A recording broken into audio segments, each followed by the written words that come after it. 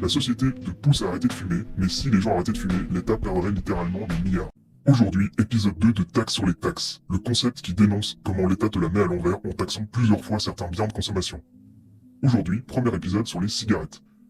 C'est un produit que l'on aime bien taxer car tout le monde se met d'accord sur le fait que ça ne sert à rien et que ça abîme la santé. Et une fois les gens malades, il coûte cher aux contribuables. Sur un paquet de cigarettes à 12€, on estime qu'il y a à peu près 80% d'impôts, TVA inclus. Et il y a bien entendu un mécanisme de taxe sur la taxe.